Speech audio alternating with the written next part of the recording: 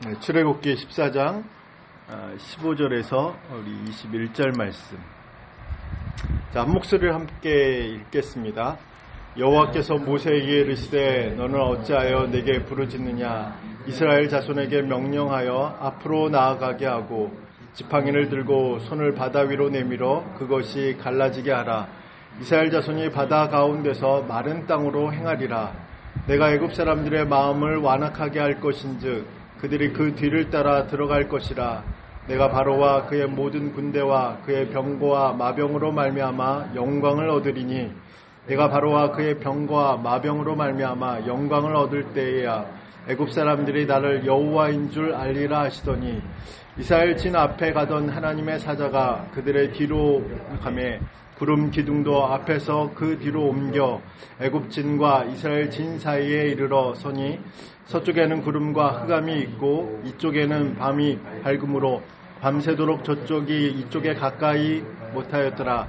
모세가 바다 위로 손을 내밀매 여호와께서 큰 동풍이 밤새도록 바닷물을 물러가게 하시니 물이 갈라져 바다가 마른 땅이 된지라. 아멘. 자, 지난주에 이어서 오늘도 홍해에도 길은 있다라는 제목으로 말씀을 전하겠습니다. 1950년에 이제 6.25가 발생했는데 이제 6월 25일 날 이제 북한의 기습적인 공격으로 한반도의 전쟁이 시작됐습니다.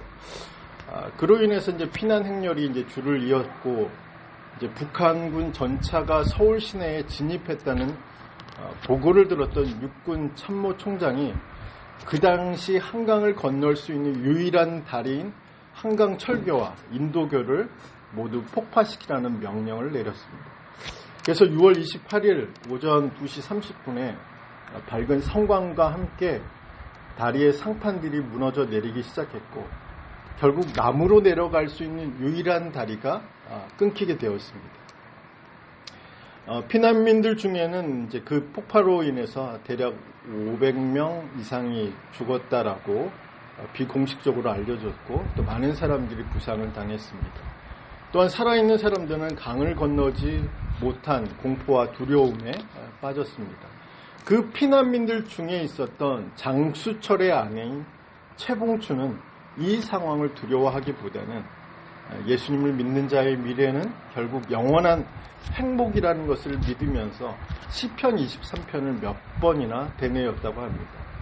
그때 멀리서 배 한 척이 나타났습니다. 그 배 한 척의 피난민들 그리고 이 부부는 그 배를 타고 기적적으로 피난길에 오르게 되었습니다. 전쟁이 끝나고 남편 장수철은 홀로 미국 유학길에 오르게 됐습니다. 장수철은 형편이 여의치 않아서 온갖 굳은 일을 하면서 시카고 무디 성경학교에서 음악을 공부하던 중에 어느 날 아내에게서 한 통의 편지를 받았습니다. 장수철은 설레는 마음으로 그 편지를 읽다가 그만 목 놓아 울게 됩니다. 그 이유는 12살인 큰딸이 폐렴으로 사망했다는 소식이 그 편지에 적혀 있었기 때문입니다. 장수철은 힘겹게 사투를 벌였을 딸과 함께 해주지 못해서 큰 죄책감에 빠졌고 몹시 고통스러워했습니다. 그런데 아내가 보낸 편지에는 한 장의 편지가 더 있었습니다. 그 편지에는 아내의 따뜻한 위로의 시가 실린 편지였습니다.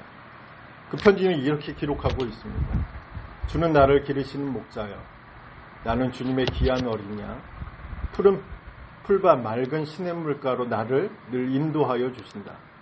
주는 나의 좋은 목자 나는 그의 어린 양 철을 따라 꿀을 먹여주시니 내게 부족함이 전혀 없어요.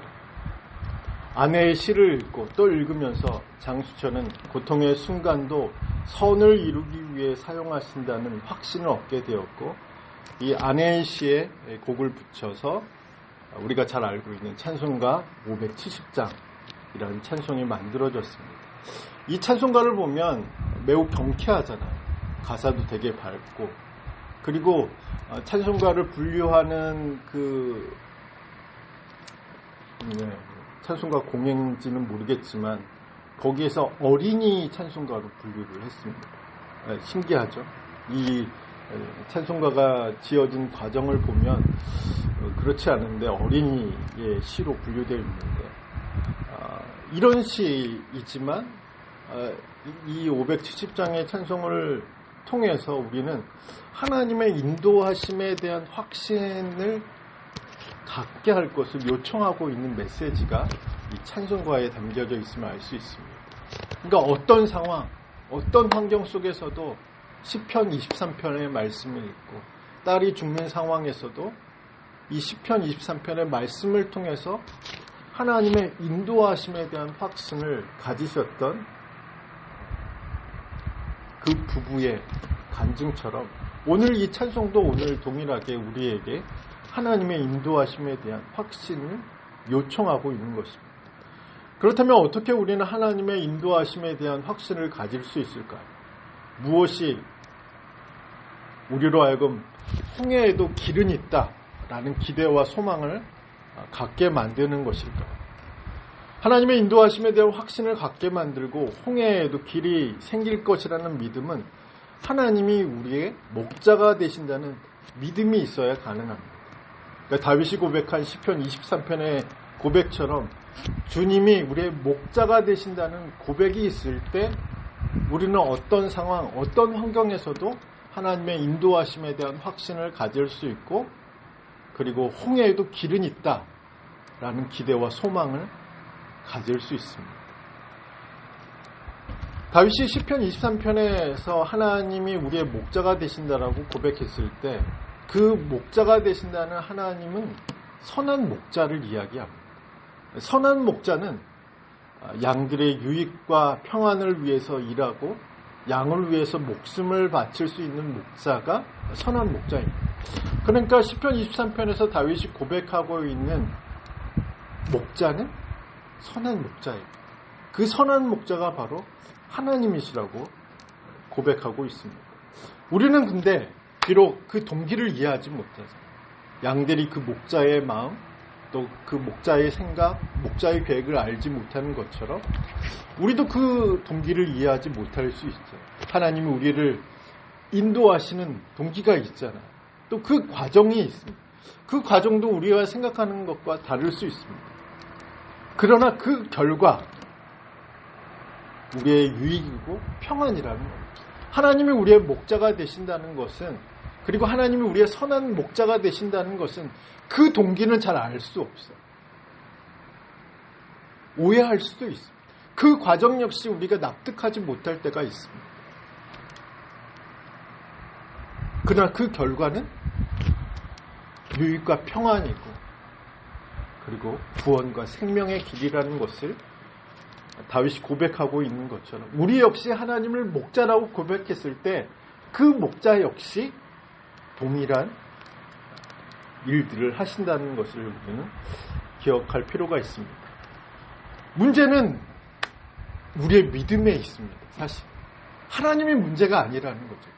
동기와 과정, 결과를 보면 문제는 늘 하나님께 있다라고 말하지만 실상 성경의 많은 기록들을 보면 모든 기록들을 보면 문제는 하나님이 아니시라.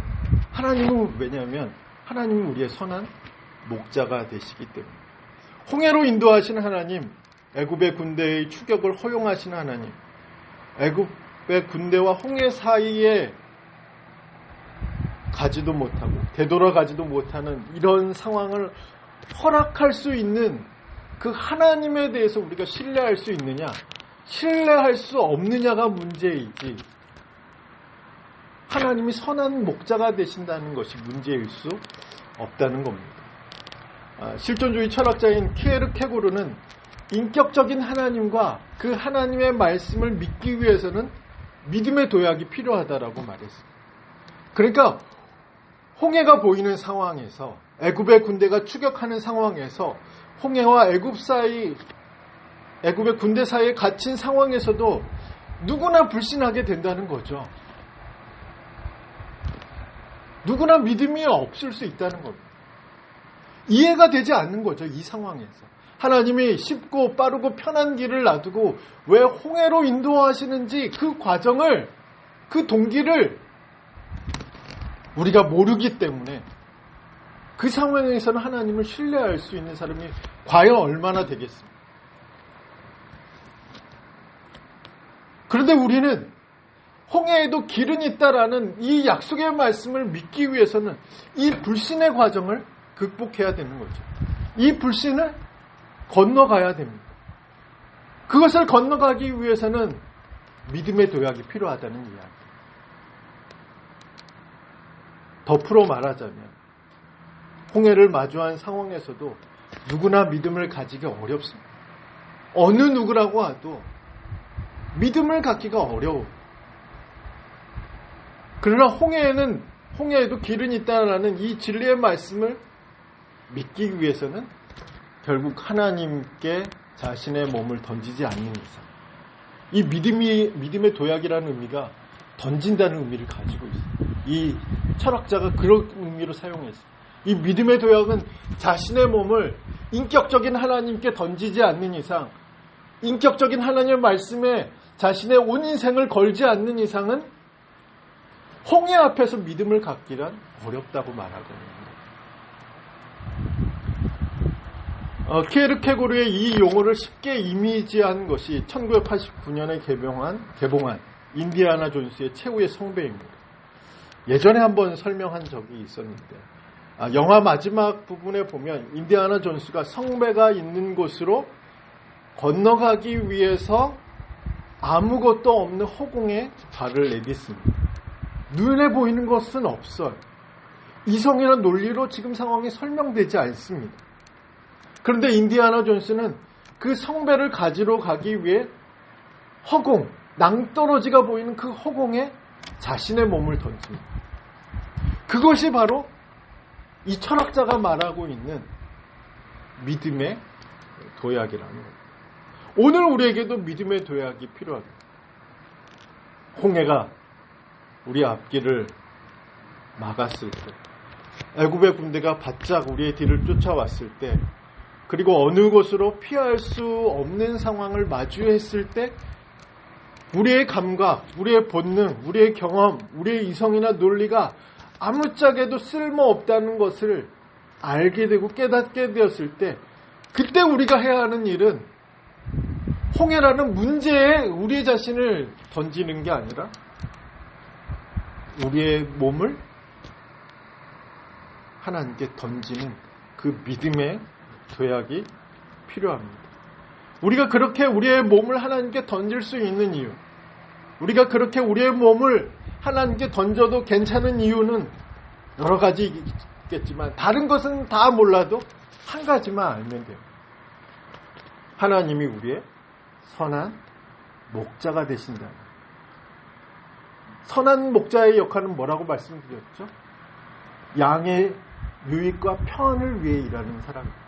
선한 목자가 된다는 것은 자기의 목숨을 바쳐서 양을 구원하고 양을 살리는 역할이 바로 성경에서 말하고 있는 선한 목자입니다.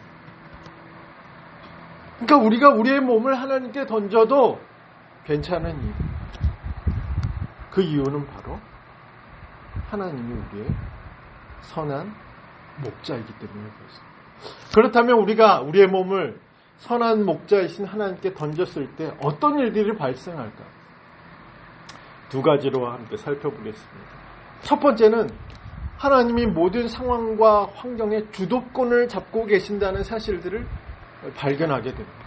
우리가 우리의 몸을 하나님께 던졌을 때 믿음의 도약으로 인격적인 하나님, 또 인격적인 하나님의 말씀을 온몸으로 받아들였을 때 가장 먼저 시작되는 것은 모든 상황과 환경의 주도권이 하나님께 있음을 깨닫게 되고 발견할 수 있다는 사실입니다. 우리가 이것을 성경을 읽을 때마다 놓치지 말아야 하는 거죠. 성경을 읽어보면 하나님이 주도권을 빼앗긴 적이 한 번도 없습니다. 우리의 눈에 이것은 상황이 주도권을 끌고 가고 있구나, 환경이 주도권을 끌고 가고 있구나, 어떤 사람들이, 어떤 권세를 가진 사람들이 이 모든 상황들을 끌고 가고 있는 것처럼 보여도 하나님은 한 번도 자신의 주도권을 사람에게 내준 적이 없어요. 상황에 내준 적이 없어요. 환경에 내준 적이 없어요. 그것을 우리가 성경을 읽을 때마다 놓치지 말아야 합니다. 그것은 성경 안에서만 그런 것은 아닙니다. 하나님이 이 세상을 선하게 창조하셨을 때, 그리고 인간의 죄로 인해서 모든 것이 엉망으로 뒤엉켰을 때, 또 인간과 모든 피조물의 구원을 계획하셨을 때, 하나님은 한 번도 그 주도권을 어떤 영적인 존재에게, 어떤 사람에게, 어떤 상황에 내어주신 적이 한 번도 없어요. 그리고 모든 세상의 끝에도 하나님은 자신의 주도권을 가지고 모든 만물을 심판하실 것이라고 성경은 분명하게 기록하고 있습니다. 하나님이 주도권을 가지고 계신다는 것은 우리 인생에도 적용됩니다.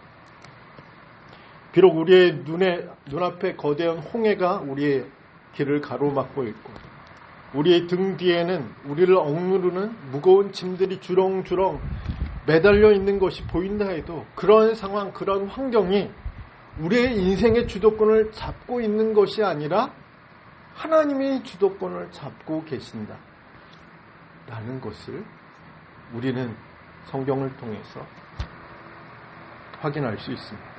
우리는 어떻게 이 사실을 구체적으로 알 수 있을까요? 하나님이 주도권을 잡고 계신다는 사실을 알 수 있는 방법, 그것은 성경을 통해서도 확인할 수 있습니다. 출애굽기 13장에서 14장의 말씀을 통해서도 확인할 수 있습니다. 자, 출애굽기 13장 14장의 말씀을 보면 하나님의 주도권을 강조하는 구절들로 사실은 가득하고 있습니다. 하나님은 모든 일에, 출애굽하는 모든 과정의 주도권을 갖고 계시죠. 모든 상황을 주도하고 계시죠.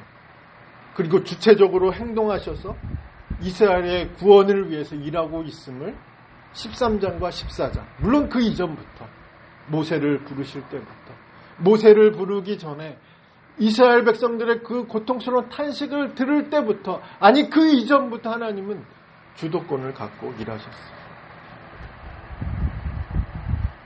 13장과 14장의 말씀 속에서는 모세와 이스라엘은 하나님의 명령을 따라 움직이고 있습니다. 애굽의 군대도 그분의 계획대로 이동하고 있고, 심지어 불과 구름까지도 하나님의 의지와 뜻대로 움직이고 있음을 우리는 13장과 14장의 말씀을 통해서 알 수 있습니다.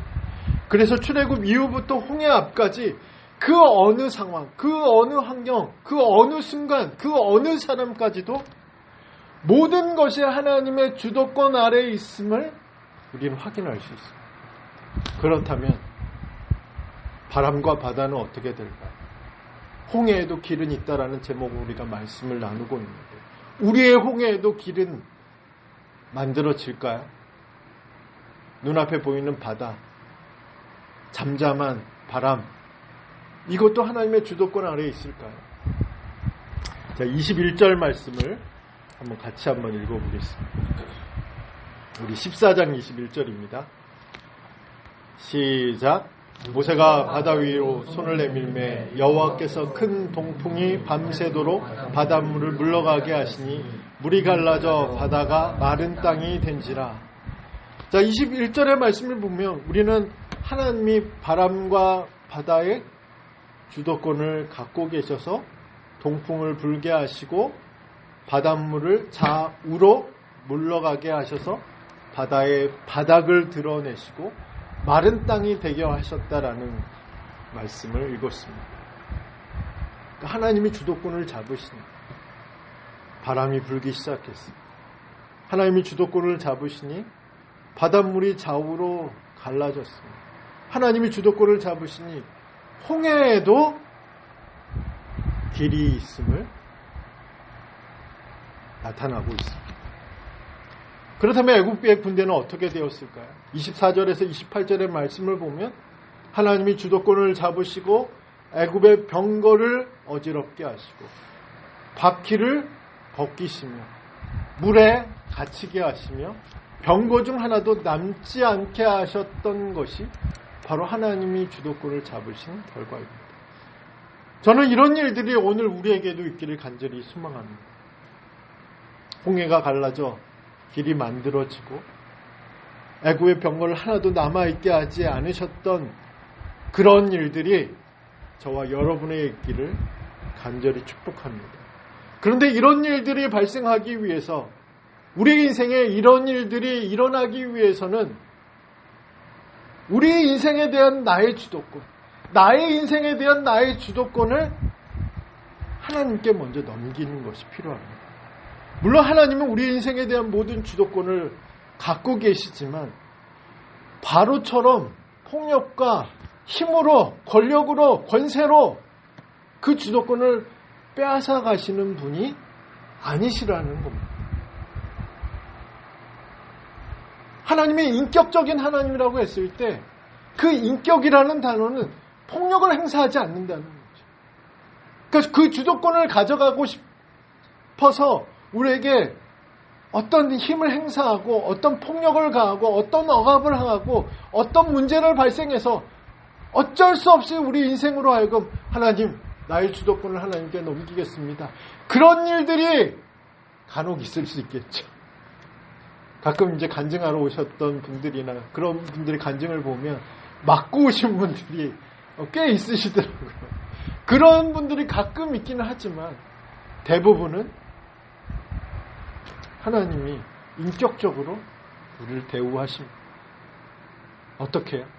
나의 주도권을 하나님께 자발적으로 내어드리는 것을 하나님 기뻐하신다는 거예요. 그러니까 하나님이 이렇게 역사의 주도권을 가지고, 이스라엘 역사의 주도권을 가지고, 우리 인생의 주도권을 가지고 일하시기 위해서 반드시 필요한 것은 나의 주도권을 하나님께 넘기는 거예요.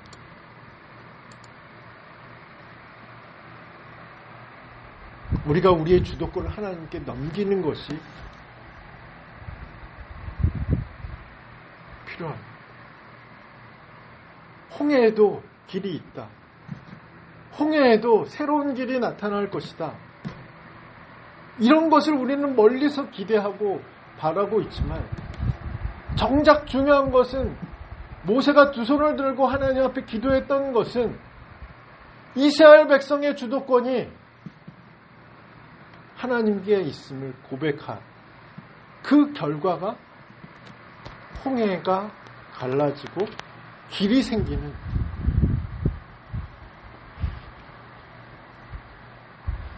그 기록이 바로 출애굽기 14장에 기록된 말씀이 아니겠습니까? 하나님이 주도권을 가지고 일하신다는 것을 경험하기 위해서는 결국 우리는 믿음의 도약이 필요하다는 거예요. 우리의 온몸을 인격적인 하나님, 그 인격적인 하나님의 말씀에 던져야, 우리의 선한 목자 되신 하나님께 던져야 인생의 주도권을 갖고 계신 하나님의 그 인도하심을 경험할 수 있다는 것이 바로 우리가 첫 번째로 살펴본 내용입니다. 자, 두 번째,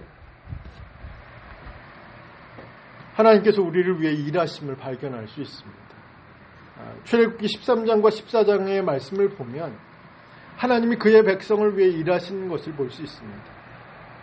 저는 그것을 전방위적 일하심이라고 정의하고 싶습니다. 전방위적이라는 단어는 사실 국어사전보다는 영어사전이 오히려 더 이해가 잘 되는 것 같습니다. 영어사전에서는 전방위를 all direction이라고 번역하고 있고, 모든 방향, 모든 지시, 모든 길, 모든 목표라고 해석하고 있습니다. 제가 이 단어를 사용하고 있는 이유는 13장과 14장에서의 하나님의 일하심이 전방위적이기 때문에 그렇습니다. 그 사실을 성경을 통해서 좀 확인해 보도록 하겠습니다. 우리 먼저 13장 22절 우리 한번 같이 찾아서 읽어보도록 하겠습니다. 우리 13장 22절입니다. 우리 같이 읽겠습니다. 낮에는 구름기둥, 밤에는 불기둥이 백성 앞에서 떠나지 아니하니라. 자, 13장 22절의 구름과 불 기둥은 하나님이 출애굽한 이스라엘 백성보다 앞서가시면서 이들을 인도하고 계신다는 사실들을 보여주고 있습니다. 즉 하나님이 백성들이 가야 할 길을 직접 인도하고 계시다는 것을 보여주기 위해서 바로 구름과 불 기둥이 바로 이스라엘 진영 앞에 행하고 있음을 성경 기록하고 있습니다. 우리 14장 19절과 20절의 말씀을 한번 보시면 한번 읽어볼까요? 14장 19절에서 20절 시작. 이스라엘 진 앞에 가던 하나님의 사자가 그들의 뒤로 옮겨가매 구름 기둥도 앞에서 그 뒤로 옮겨 애굽 진과 이스라엘 진 사이에 이르러 서니 저쪽에는 구름과 흑암이 있고 이쪽에는 밤이 밝음으로 밤새도록 저쪽이 이쪽에 가까이 못하였더라. 아멘. 하나님이 이스라엘 백성이 이제 뒤편으로 가시죠. 계속 앞편으로 가셔서 이스라엘 백성들이 가야 할 길들을 인도하신 하나님이 이제는 이스라엘 백성이 뒤편으로 가셔서 이스라엘 백성을 추격하는 애굽 군대가 이스라엘 진영으로 넘어오지 못하도록 밤새도록 그들을 막으시는 장면들을 성경 기록하고 있습니다. 그뿐 아니라 21절에서 22절의 말씀을 보면 이스라엘 백성들의 가는 길을 가로막는 바닷물을 모두 밀어내셔서 마른 땅이 되게 하시고 29절의 말씀을 보면 이스라엘 백성으로 하여금 한 사람도 낙오되는 사람 없이 모두 무사히 그 갈라진 바다 길로 건너가게 하신 하나님에 대해서 기록하고 있습니다. 이 모든 과정을 정리해 보면 하나님은 하나님의 백성을 인도하시고 보호하시기 위해 때로는 앞에 가시고 때로는 뒤를 막아서기도 하시고 때로는 장애물을 제거하기도 하시고 때로는 보이지 않는 길도 보이게 하시고 또 그 길을 걷게 하시는 하나님이심을 우리는 성경을 통해서 볼 수 있습니다. 성경의 이 기록으로 인해서 우리는 우리 하나님 역시 때로는 우리 앞에서 우리의 갈 길을 인도하시는 하나님이심을 때로는 우리의 뒤에서 우리의 모든 원수의 모든 칼을 막으시고 때로는 우리의 모든 장애물을 제거하시고 설령 그것이 홍해라고 할지라도 그 가운데를 가르시고 나누시고 길을 만드셔서 그 길을 안전하게 걷게 하시는 분이 바로 하나님의 일하심입니다.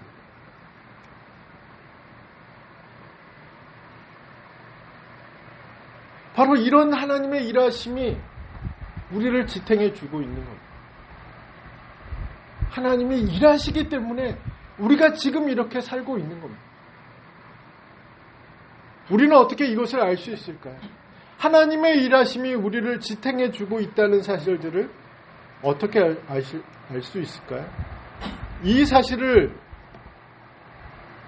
알게 해주신 분은 우리가 잘 아는 예수님입니다. 요한복음 5장에 보면 예수님은 안식일에 병자를 고치시고 유대인들의 거센 항의와 박해를 받으실 때 이렇게 말씀하셨습니다. 내 아버지께서 일하시니 나도 일한다. 여기서 아버지께서 하시는 일은 무엇일까요? 요한복음 5장의 말씀을 근거로 하면 병자를 고치시는 일이겠죠. 그러나 크게는 출애굽한 이스라엘 백성들을 인도해 가신 하나님의 일과 같습니다.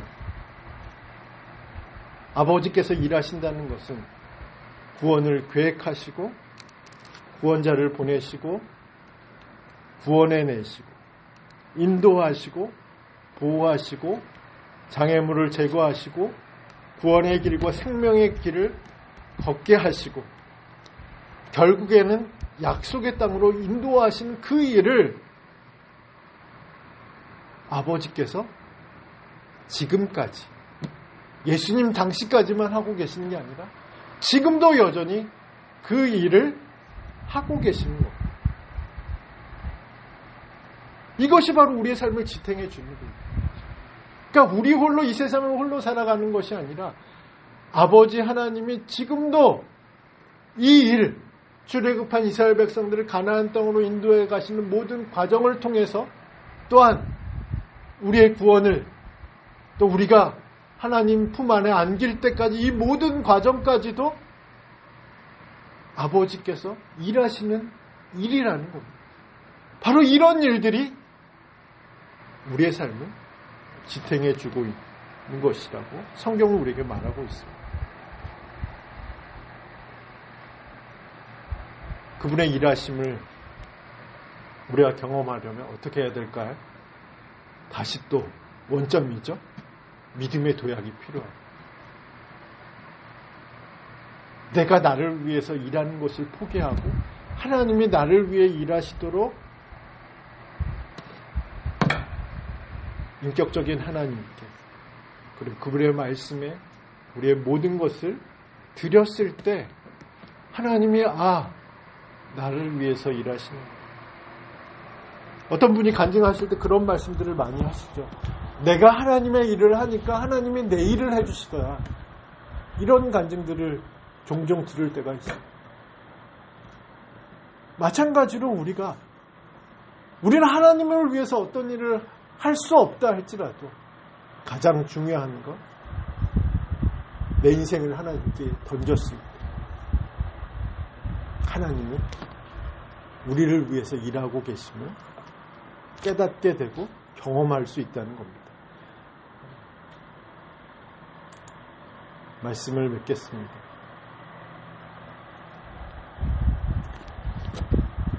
사세기의 교부였던 터툴리아는 예루살렘과 아테나가 무슨 상관이 있느냐라고 말했습니다. 되게 유명한 말이에요. 제가 얘기했지만 상당히 유명한 말입니다. 제가 인용했지만 여기서 예루살렘은 계시의 상징을 이야기하고 아테네는 이성의 상징을 이야기합니다. 그러니까 하나님의 말씀을 이성이라는 기준과 잣대로는 해석이 불가능하다는 것을 말하는 것이죠. 그렇다면 하나님의 말씀을 대하는 우리의 자세는 어떤 자세여야 할까요? 그러니까 이성이나 논리로는 하나님의 말씀을 이해할 수도 없고 납득할 수도 없고 논리적으로 이게 설명이 불가능하다는 것을 이야기합니다. 그러니까 홍해에도 길은 있다라는 것은 설명이 불가능한 거예요. 이 단어 자체가, 이 문장 자체가 되게 신앙적인 문장이잖아요. 그러니까 이성이나 논리로는 설명이 불가능한 일을 가능케 하려면 어떻게 해야 되냐? 순종이라. 순종하는 자세여야 이것이 가능하다. 라는 사실들을 우리는 출애굽 14장의 말씀을 통해서 알 수 있습니다. 모세는 하나님의 말씀에 순종해서 바다 위로 손을 번쩍 들어요. 지금 홍해를 가보시고 지금 대천 앞바다에 가보셔서 손을 번쩍 든다고 해서 갈라질까요? 안 갈라지죠. 저도 대천에 있을 때 홀로 바닷가에 가서 손 들고 기도했는데 아무 일도 안 일어나더라고요.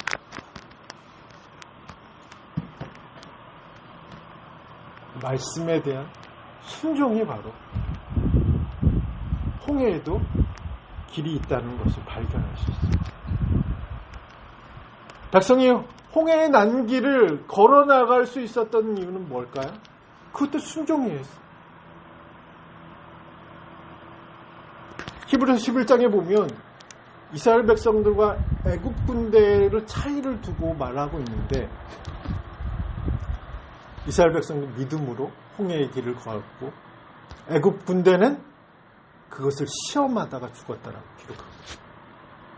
그러니까 순종하느냐 순종하지 않느냐 이것이 바로 홍해에 난 길을 걸어갈 수 있느냐 걸어갈 수 없느냐를 결정한다는 거예요. 오늘 저희는 어떤가요? 우리의 시선은 홍해에 가 있을 수 있지만 하나님의 시선은 우리가 순종하는 데 하나님의 시선이 집중되어 있다는 사실. 우리는 홍해라는 거대한 문제에 집중하고 있고 이 홍해의 길이 나기를 이 홍해가 갈라지고 그 길 사이를 우리가 걸어가기를 소망하고 거기에 집중하고 있지만 사실 하나님은 출애굽기 13장과 14장의 말씀 그리고 출애굽한 이스라엘 백성들이 가나안 땅에 도착하기까지 기적이 문제가 아니라는 거죠. 홍해 길이 나는 게 문제가 아니라 이스라엘 백성들이 하나님의 말씀에 순종하느냐 순종하지 않느냐에 대해 관심을 갖고 있습니다. 우리는 홍해의 길이 나기를 간절히 소망하지만 하나님은 우리가 순종하느냐 안 하느냐를 더 관심 있게 보신다는 사실이죠. 이번 한 주간 우리의 시선을 홍해보다는 인격적인 하나님, 홍해보다는 그 인격적인 하나님의 말씀에 순종하는 믿음으로 살아가는 저와 여러분이 되기를 간절히 소망합니다.